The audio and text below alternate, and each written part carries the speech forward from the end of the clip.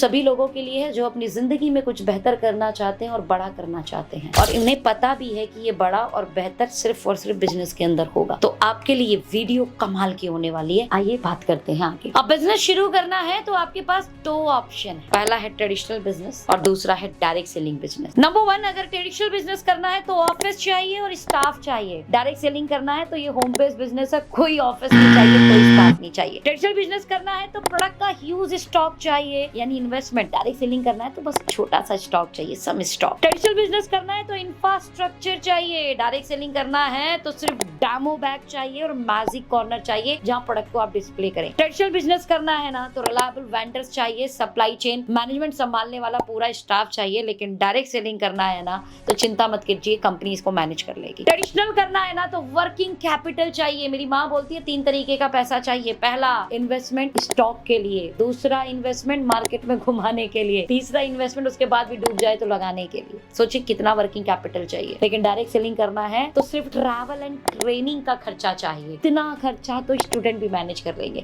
Housewife भी manage कर लेंगे। इतने से खर्चे में बिजनेस बिल्ड हो जाता है। ट्रेडिशनल करना है तो मार्केटिंग, एडवर्टाइजमेंट, बजट, बहुत सारी चीजें करनी पड़ेंगी, एक्सपर्टीज लेनी पड़ेगी कई जगहों पर। लेकिन डायरेक्ट सेलिंग करना है तो सिर्फ एक चीज रखना, वो है learning attitude. Company and upline सब सिखा देगी। ट्रेडिशनल करना है ना तो टैक्स, जीएसटी और पूरा स्टाफ चाहिए, इसके लिए एक अलग से डिपार्टमेंट रखना होगा। लेकिन डायरेक्ट सेलिंग करना है ना, again don't worry, company will manage. Traditional करना है तो ट्रेनिंग एंड डेवलपमेंट, आपको एक टीम रखनी होगी आपके स्टाफ के लिए। लेकिन डायरेक्ट सेलिंग करना है ना तो ये सारा का सारा कंपनी का एजुकेशन सिस्टम और अपलाइन का एजुकेशन सिस्टम हैंडल कर लेगा। अब तो बस तैयार हो जाओ बिजनेस करने के लिए। ट्रेडिशनल करना है ना तो याद रखना, इतना सब कुछ करने के बाद भी धंधा नहीं चला तो बहुत बड़ी लायबिलिटी, बहुत बड़ा रिस्क। लेकिन डायरेक्ट सेलिंग के अंदर नो लायबिलिटी, नो रिस्क। उल्टा हमने जो पैसे दिए थे हमने उसके प्रोडक्ट ले लिए। And the most important part, इन सब चीजों को करने के साथ साथ दोनों ही बिजनेस के अंदर एक बड़ी सेल किए बिना बड़ा पैसा नहीं आएगा। तो जब बड़ी सेल दोनों ही जगह करनी है तो एक काम करते हैं, पहले वाले में इतनी सारी लायबिलिटी, इतनी सारी टेंशन, इतनी सारी एक्सपर्टीज कर बड़ा सेल करना है, या फिर ये सब किए बिना बड़ा सेल करना है, आपकी choice in your hand. And the most important part, दोनों ही बिजनेस में कोई भी फेल नहीं होता। एक्चुअल में लोग क्विट कर देते हैं। जो पिच पर टिकेगा वो रन बनाएगा। ओके, ट्रेडिशनल में टिकोगे तो भी पैसा बना लोगे और डायरेक्ट सेलिंग में टिकोगे तो भी पैसा बना लोगे। और the most important part, traditional में लोग कई बार इसलिए नहीं टिक पाते बिकॉज लगातार पैसे